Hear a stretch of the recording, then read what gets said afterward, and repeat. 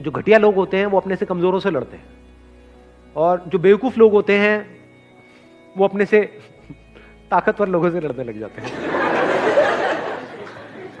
जो समझदार लोग होते हैं वो किसी से नहीं लड़ते हैं। मैं आपको एक और मजेदार बात बताता हूं, ये पेशेंस आता कहां से है? ये समझदारी से आता है। समझदारी मतलब क्या? रियलिटी को एज इट इज देख लेना। क्या इस दुनिया में सब कुछ टेम्पररी है या नहीं है?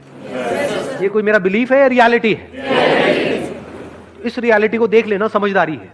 इस समझदारी से पेशेंस आता है। मतलब क्या? बुरा फील हो रहा है, अब वहां पे अच्छा फील करने की जरूरत नहीं है, क्योंकि एक ऑपोजिट क्रिएट हो जाएगा। बुरा फील हो रहा है, होने दो, टेम्पररी है। देखता हूं मुझे कितना बुरा फील हो सकता है। मुझे कुछ ऐसा करना है कि आज पूरे दिन रोता ही रहूं, मतलब आंसू रुकने नहीं चाहिए। तो थोड़ी देर बाद क्या होगा?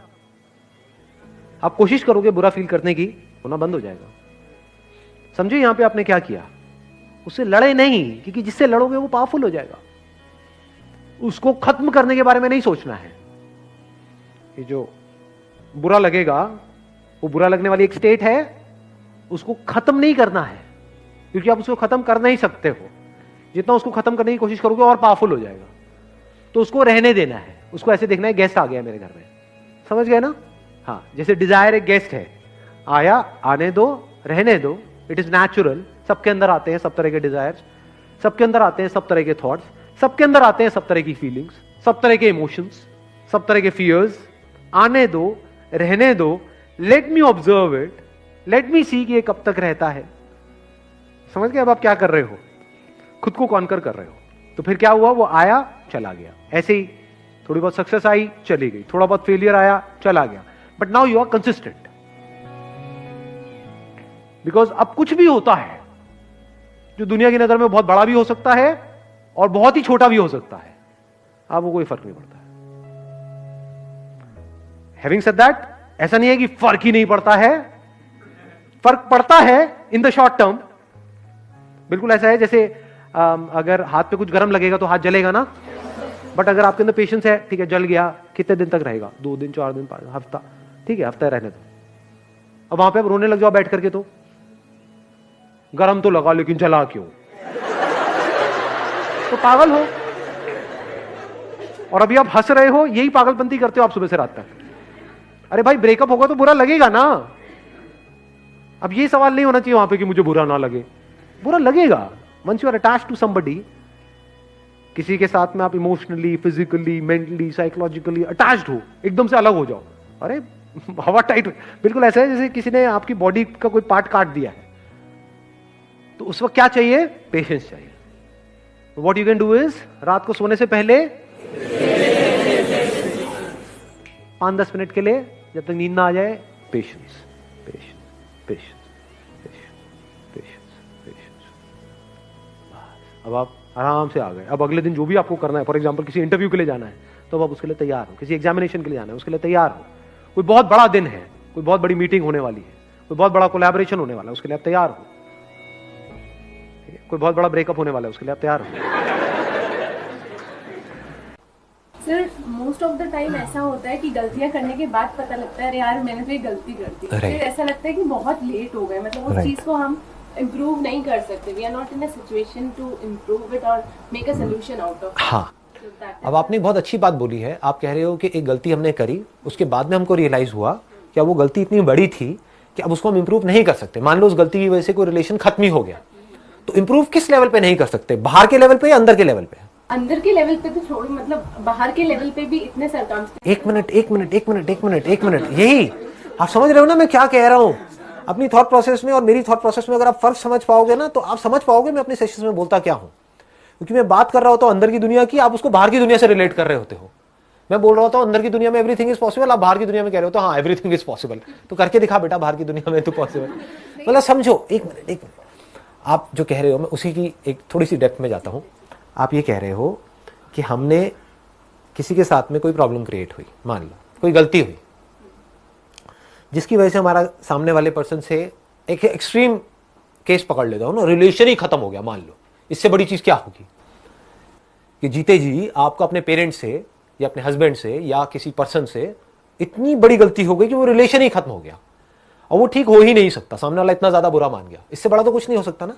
एक तो छोटी मोटी लड़ाई झगड़ा हुआ, फिर 4 दिन बाद फिर साथ में बैठे हैं, पत्ते खेल रहे हैं, कुछ भी खा पी रहे हैं, मजे मार रहे हैं, मैं उसकी बात नहीं कर रहा, मैं कह रहा हूं रिलेशन ही खत्म। तो बाहर के लेवल पे वो प्रॉब्लम ठीक नहीं हो सकती, मान लो, क्योंकि सामने वाले के हाथ में है ना, वो कहेगा मुझे तुझसे बात ही नहीं करनी है, बात ही खत्म हो गई। बट द पॉइंट इज अंदर की दुनिया में क्या वो प्रॉब्लम ठीक हो सकती है, नहीं हो सकती है? इंपॉर्टेंट क्या है, बाहर की दुनिया या अंदर की दुनिया? बट वो बाहर की दुनिया हमारी अंदर की दुनिया को भी इम्पैक्ट कर रही होगी कि यार वो हमसे बात क्यों नहीं कर रहे हैं। एक मिनट, अब ध्यान से समझना, बाहर की दुनिया हमारी अंदर की दुनिया को इम्पैक्ट कर रही है या हमारी अंदर की दुनिया बाहर की दुनिया को इम्पैक्ट कर रही है? अब 2 चॉइसेस है, एक तो ये है इस बाहर की दुनिया के बर्बाद होने की वजह से आपने अपने अंदर की दुनिया को भी बर्बाद कर लिया। क्या बाहर की दुनिया बर्बाद होने की वजह से अंदर की दुनिया बर्बाद होती है? Is it a law?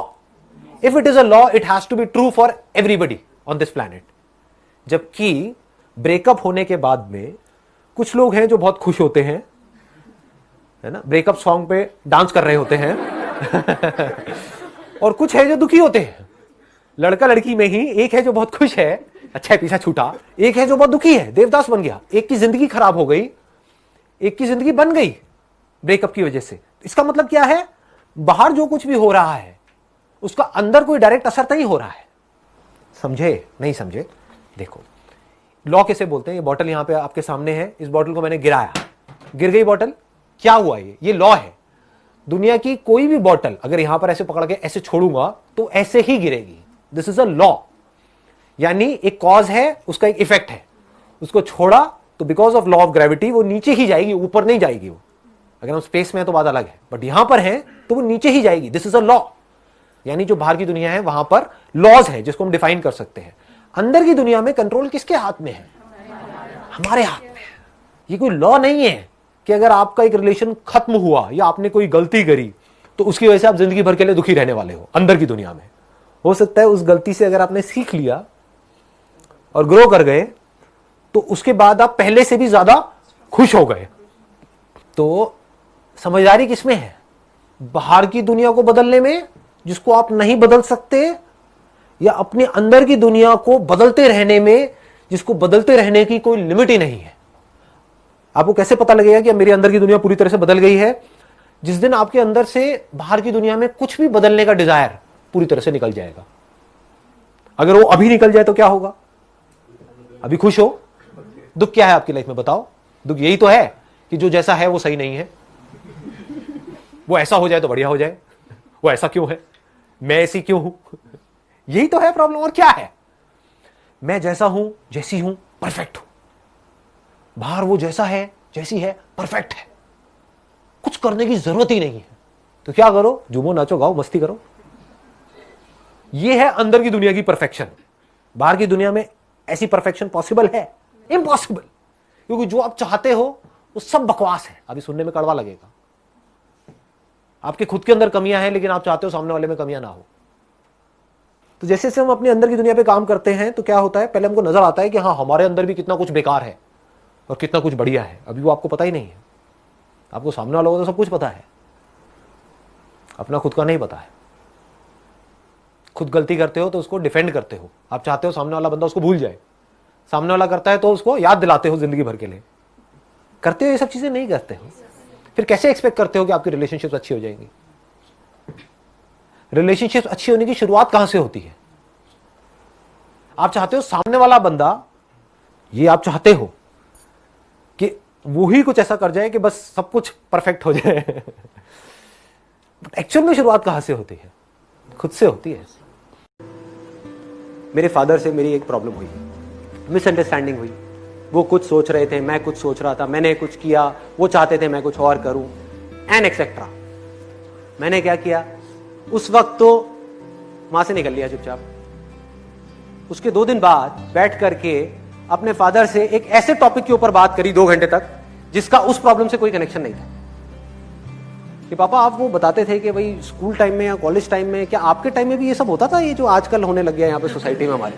बस इतना सा बोलने की देर है, आगे से खेल शुरू, आगे से खेल शुरू। और मैं 2 घंटे तक बैठा हुआ था। फिर मैंने उनकी पूरी हिस्ट्री सुनी, वो हिस्ट्री जो मैं पहले 10 बार सुन चुका था। सब पता था कि उस वक्त ऐसा हुआ, वैसा हुआ। आराम से बैठ करके, पेशेंटली आराम से बैठ करके सुन रहा हूं, समझने की कोशिश कर रहा हूं कि देखो मन के कितने अच्छे हैं, दिल के कितने अच्छे हैं, कोई भी बुरा नहीं है, नो बडी इज बैड। हमारी नजरें खराब होती हैं, हम गलत नजर से सामने वाले को देख रहे हैं,